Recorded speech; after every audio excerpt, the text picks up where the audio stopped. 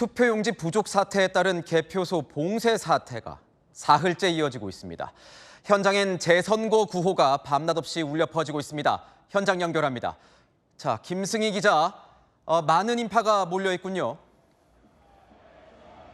네, 제 뒤로 보이는 것처럼 송파구 개표소가 위치해 있는 서울올림픽공원은 시민들로 북적이고 있는 모습입니다. 오후 5시 기준 경찰 비공식 추산 19,000여 명이 모여 있는데요. 연신 재선거를 외치며 태극기를 흔들고 있습니다.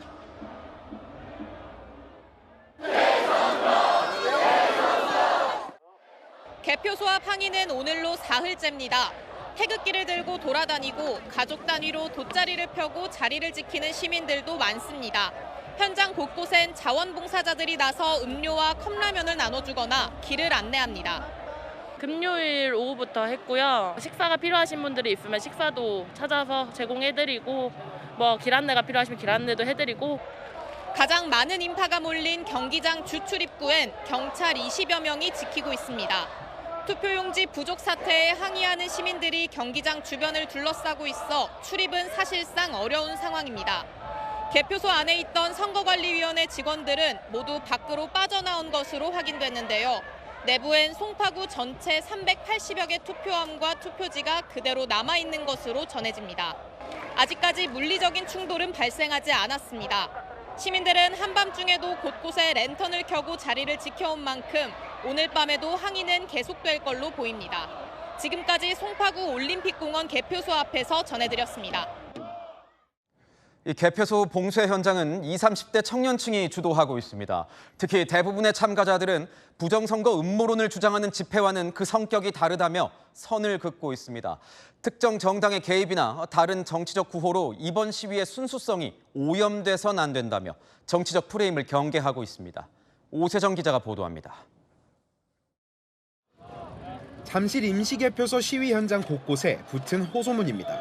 우리의 목소리가 왜곡되지 않도록 해달라며 다른 의견이나 구호는 잠시 멈춰달라는 내용이 담겼습니다. 2030 세대 자원봉사자들이 작성한 건데 재선거를 요구하는 것 외엔 다른 정치 구호를 담지 말자는 겁니다. 이 집회에 모인 사람들은 모두가 우파 좌파 나누지 않고 색깔 나누지 않고 정치 색깔 띄지 않은 상태에서 재선거만을 외치고 있습니다. 2030 세대가 주축이 된 현장에선 애국가와 재선거 구호, 손으로 그린 태극기가 주로 사용됩니다. 국민의힘 민주당을 떠나서 대한민국 국민 모두가 권리를 울부짖어야 됩니다. 이것을 윤어게인이라고 지부한다면 그것은 말도 안 된다고 생각합니다. 유튜버 전한길 씨가 어제 저녁에 이어 오늘도 시위 현장을 찾았지만 시위를 주도하진 않았습니다. 반면 한켠에선 일부 참가자들이 기존 부정선거 의혹을 상징하는 스탑 더 스틸 구호와 함께 성조기를 흔들었습니다. 전한길 씨 외에 황교안 자유와 혁신 대표 등 보수 진영 인사들의 방문도 이어지고 있습니다. 채널A 뉴스 오세정입니다.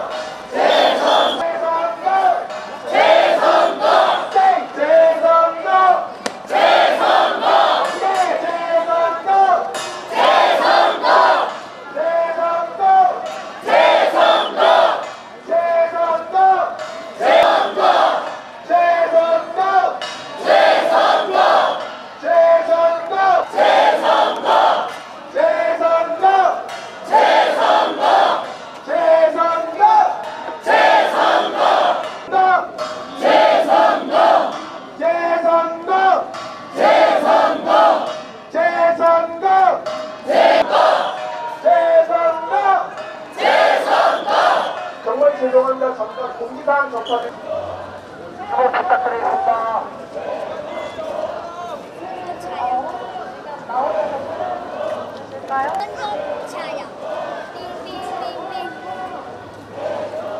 일단은 저희도 자원봉사자예요. 어느 이 시위에는 사실 주체자가 없고요.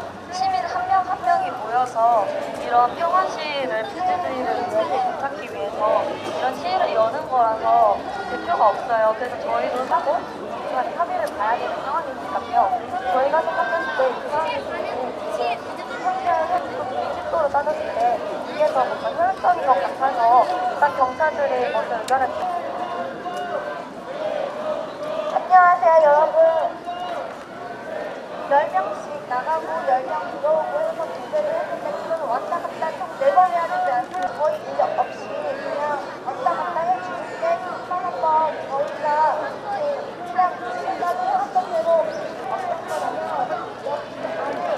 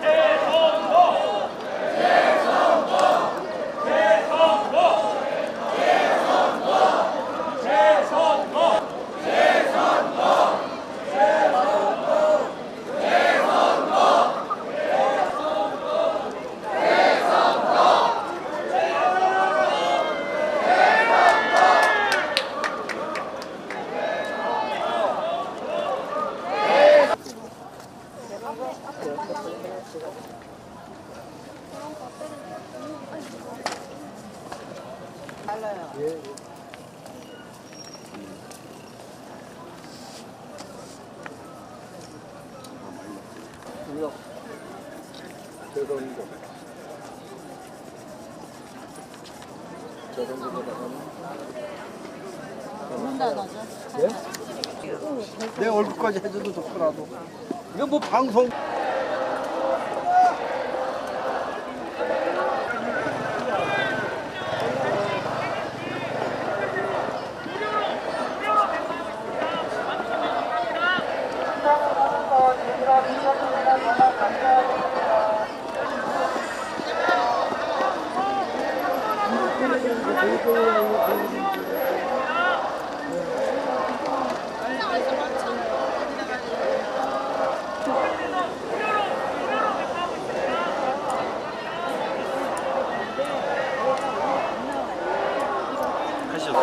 측정해 부탁드리겠습니다. 감사합니다.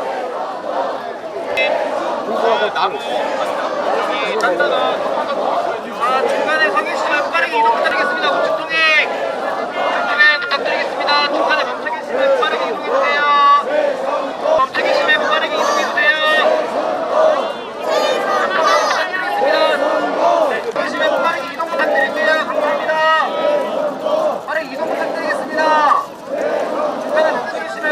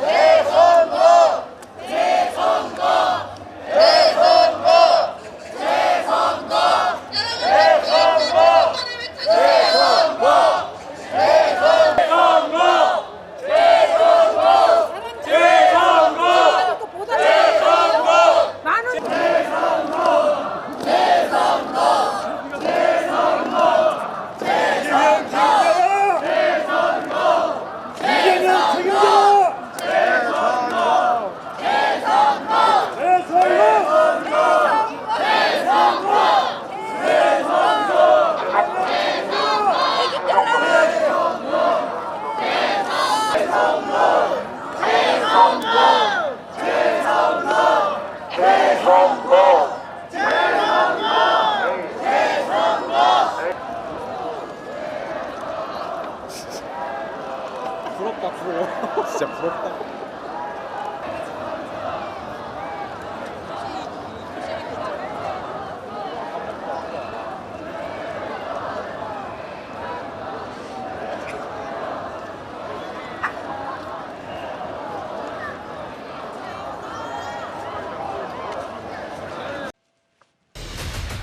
(6.3) 지방선거 투표용지 부족 사태를 규탄하면서 재선거를 요구하는 잠실 개표소 봉쇄 시위가 이렇게 이틀째 현재도 이어지고 있습니다. 어제 투표함이 개표소로 옮겨지는 과정에선 잠시 충돌이 빚어지기도 했습니다. 그 현장으로 먼저 가보시죠.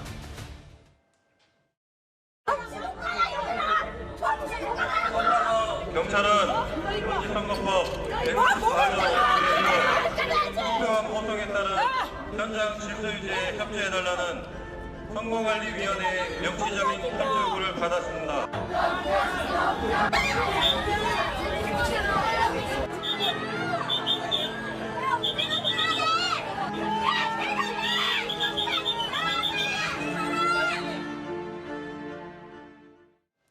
예, 저렇게 송파에 있는 이 투표함이 잠시 개표소로 옮겨지는 과정의 일부 고성이 오가기도 했습니다.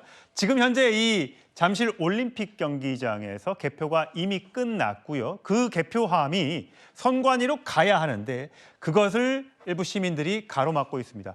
오늘 많게는 한 6천 명에서 7천 명 정도 경찰 추산으로 그렇게 많은 시민들이 모였다고 하는데 현재 선관위 관계자 등 20-30명이 그 체육관 안에 고립이 되어 있다고 합니다. 장윤빈님. 맞습니다.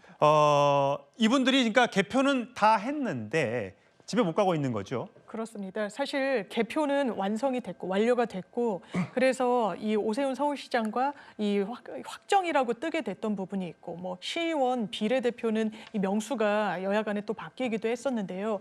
여전히 그 개표를 마친 투표함 자체의 반출을 막고 있는 그런 상황이 이어지고 있는 상황입니다. 일단 이 최대치로 모였을 때는 한 자정쯤에는 6천에서 한 7천 명 정도가 이 시민들이 그 주변을 에워싸고 있었다고 지금 집계가 되고 있고요. 이 밤 사이를 거치면서 한 500명 선으로 줄어들긴 했지만 낮을 거치면서 더 그 인원이 늘어나고 있다 이렇게 전해지고 있고 기본적으로 이 순찰을 돈다 이런 명목으로 사람들이 드나드는 것을 막고 있기 때문에 안에 고립된 선관위 직원 또 뭐 일부 취재진도 있는 것으로 전해지고 있고요. 또 이곳이 운동 경기장이기 때문에 경기장 관계자 등이 한 20-30명이 고립돼 있고 물이나 음식 등의 반입 반출이 지금 안 되고 있는 상황으로 알려져 있습니다. 자, 문정형 대변인. 지금 국민의힘에서는 청와대로 가자라는 얘기가 나올 정도로 강경하게 하자는 사람들도 있는 반면에 부실선거, 부정선거, 또 재선거 뭐 이런 것들에 대해서는 좀 선을 그어야 한다는 입장도 있는 것으로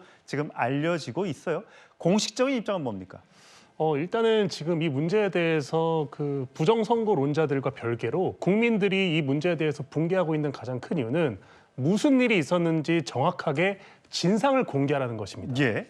그 진상을 공개하라는 그 주장에는 여러 가지 그룹이 있을 수 있는데 이미 지금 믿기 힘든 투표와 개표가 동시에 일어나는 현상이 확인이 되었기 때문에 이 부분에 대해서는 후속 조치가 필요하다. 그 후속 조치의 내용에 대해서는 단순히 뭐 노태하 위원장이 물러나고 이런 문제가 아니라 대한민국 국가의 시스템에 중대한 하자가 있었고 민주주의 인프라의 근간을 흔드는 이런 어떤 그 실패가 있었기 때문에 그 부분에 이제 분노한 사람들이 거리로 나오고 또 한밤중에 시위대가 형성이 되고 이러는 것인데 이 부분에서 우리가 꼭 짚고 넘어가야 할 점이 이 그룹 중에는 기존의 부정선거를 외쳐왔던 그룹도 일부 유입되고 있습니다. 예. 그런 분들이 단상에 서서 마치 이번 그 부실했던 선거 결과에 있어서 부정선거론으로 또 이 어젠다를 확장시키는 것은 뭐 국민의힘과는 무관한 부분이다. 다만 어느 정도 연관성은 있는 것이죠. 부실 선거와 부정 선거가 내용상은 다를 수 있지만 어찌됐든 간에 선거 시스템 자체에 대한 신뢰가 무너졌다는 부분에서는 공통 분모가 있는 것이기 때문에 이 부분에 대해서는 국민의힘이 뭐 당론이나 어떤 정견이 아니라 기본적으로 지금 이 정부에 대해서 관리 실패를 지적하고 있다는 점을 말씀드립니다. 예. 정혁진 변호사님, 지금 처음에는 송파의 일부 투표함에서만 문제가 있는 걸로 알았는데 전국 50곳에서 투표용지 부족 사태가 있었다는 거예요. 서울에 무려 33곳, 인천에 6곳, 대구 4곳, 부산 3곳, 울산 2곳, 경남 2곳. 자, 이 문제를 어떻게 봐야 되는 겁니까? 이거는요, 일단은 제가 봤을 때 부실 선거는 명백하지 않습니까? 부실 선거라고 하는 것은 선관위가 선거 관리를 제대로 하지 못하면 그거는 부실 선거 아니겠습니까? 여기에 대해서는 정부에서도 부인하지 못하는 것 같고, 부정선거는 잘 모르겠습니다. 부정선거라고 하는 것은 아예 선거를 조작하려고 의도를 가지고 고의를 가지고 그런 일이 있었다라고 하는 것을 부정선거라고 하면 설마 그런 일이 있었겠는가 그런 생각은 드는데, 그런데 제가 봤을 때는요, 이번 그 지방선거는 공직선거법상의 그 규정을 명백하게 위반한 거거든요. 공직선거법에 어떻게 되어 있냐면요, 투표용지는 투표날 전날까지, 그러니까 6월 2일까지 모든 투표용지가 딱 마련이 되어 있었어야 되고, 6월 3일에 만약에 인쇄가 됐다라고 하면 그 투표용지는 잘못된 거고요. 겉으로는 그럴듯하게 뭐 똑같은 투표용지 같이 보여도 그것은 이러한 이면지에다가 투표한 것과 똑같다는 그러한 이야기예요. 더군다나 과연 거기에 일련 번호가 있었는가, 그다음에 인쇄할 때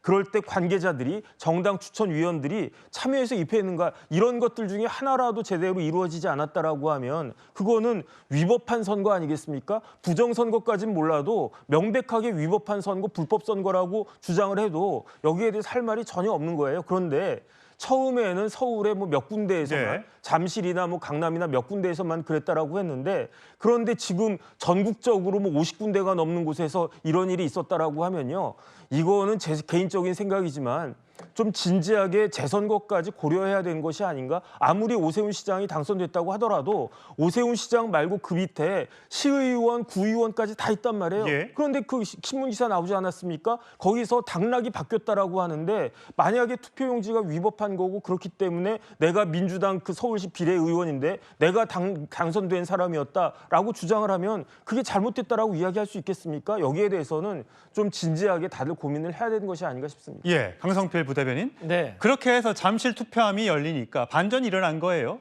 오세훈 서울시장의 당선에는 문제가 없었습니다만 서울시의 비례대표가 원래 개표 전에는 민주당이 8석이던 게 7석으로, 국민의힘은 반대로 7석에서 8석으로 늘어나는 당락이 이제 바뀐 거죠. 사실 많은 국민들이 실수가 반복되면 그걸 실력이라고 하고, 또 부실이 반복되면 이거 부정선거가 있는 것 아니라는 또 그런 우려를 하시는 분들도 생기지 않겠습니까? 이거 어떻게 봐야 돼요? 사실 부실 선거는 맞죠.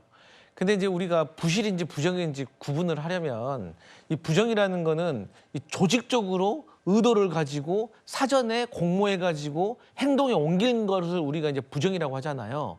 그러면 이 부정 선거를 조작하고 준비한 사람이 누구냐 이거예요. 저희 민주당일까요? 근데 이게 뭐 100% 뭐 이게 뭐 팩트는 될 수가 없지만, 아니 아시잖아요.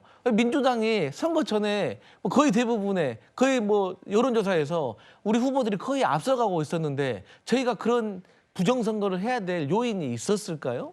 그래서 저는 사실 저는 개인적으로 재선거 하자고 하면 좋아요. 아니 서울시장 저희가 패배했으니까 다시 하면 이길 수도 있죠. 저희는 믿져야 본전이에요. 하지만 집권 여당으로서, 아니 부실 선거인지 부정 선거인지 아무리 저희의 정치적 유불리를 떠나서 제대로 된 팩트는 얘기하고, 잘못된 게 있으면은 여당과 야당이 함께 머리를 맞대고 이것을 개선할 생각을 해야지, 자꾸 정치적으로 음모론으로 객관적인 데이터 없이 저렇게 얘기하는 것은 저는 국민의힘이 자충수를 두는 것이다. 그래서 저는 국민의힘의 지도부가 좀 명확하게 밝혀줬으면 좋겠어요. 그러니까 부정선거니까 재선거를 하자는 건지, 아니면 재선거를 안 할 거면 부정선거는 주장하면 안 된다. 이런 말씀 드립니다. 사실 서울뿐만 아니라 아까 인천에서도 투표 용지 부족 사태가 있었다고 잠시 말씀을 드렸죠.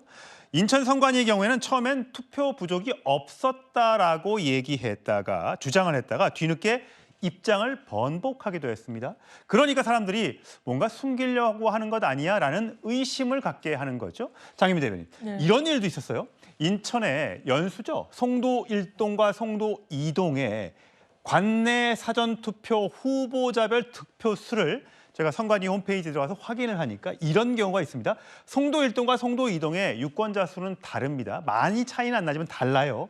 그런데 이 득표 수가 박찬대 인천시장 3030, 송도 2동 3030, 유정복 1440, 1440 이렇게 어떻게 공교롭게 똑같은 숫자가 사전투표 득표수로 나올 수가 있느냐.